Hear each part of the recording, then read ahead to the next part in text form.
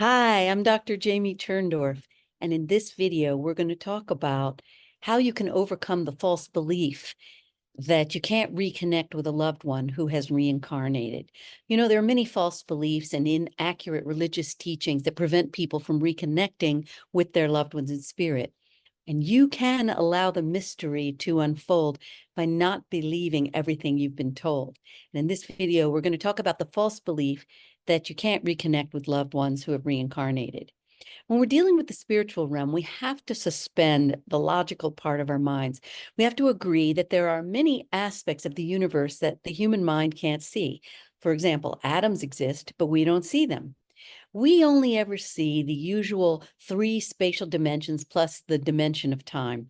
But did you know that there are 10 dimensions that say that three times fast. There are 10 dimensions that string theorists and physicists have identified. We don't see the dimensions, but they're all around us.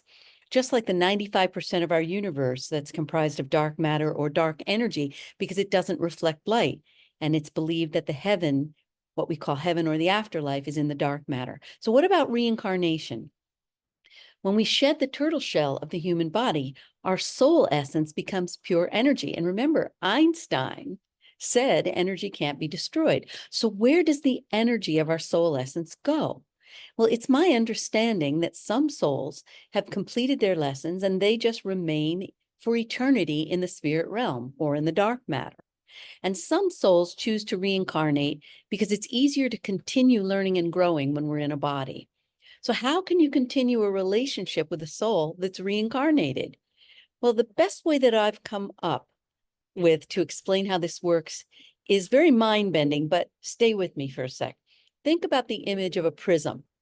A prism, one prism, has many facets.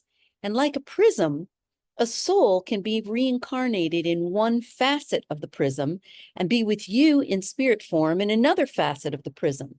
And all of this is happening simultaneously because time doesn't exist. And well, that's a subject for another video.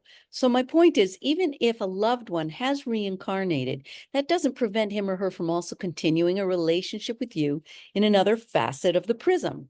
Our loved ones in spirit want to stay connected with us for many reasons. But one of the biggest reasons is that they want to hold our hands as we travel down this bumpy road we call life. They want to help us. They want to support us. They want to provide us guidance to help us discover and fulfill our destinies on the earth plane. And above all, they want to help us heal any unfinished business that we may still harbor toward them. That's one of their most important jobs in the spirit realm, because when they leave their bodies, they get a life review. They see how they screwed up with us, and their soul evolvement requires them to make peace with us and work it out. So if you're ready to begin your reconnection and dialogue with any loved one in spirit or any hated one in spirit for that matter to obtain guidance or to heal any unfinished business, reach out to me at askdrlove.com/grief relief and take advantage of one of the limited number of grief relief sessions that I'm offering to help you begin your healing journey.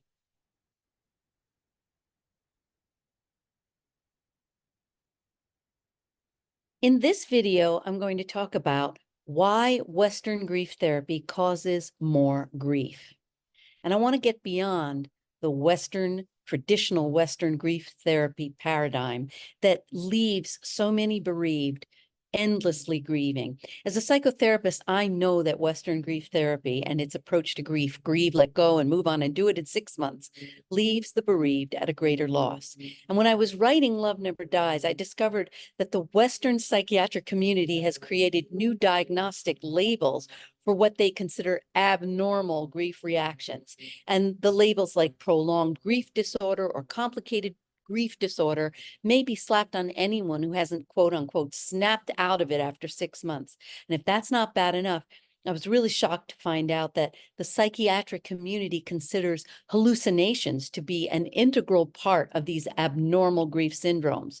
There was an article published in 1995 in the American Journal of Psychiatry, and it said, preoccupation with thoughts of the deceased, disbelief regarding the death, and lack of acceptance of the death are symptoms of these disorders. In other words, if you're open enough to admit that the spirit of your loved one lives on. And God forbid, if you admit to seeing or hearing a deceased loved one in any form, psychiatrists can immediately assign a crippling label and tell you that you're hallucinating. And that's not only ridiculous, it's appalling.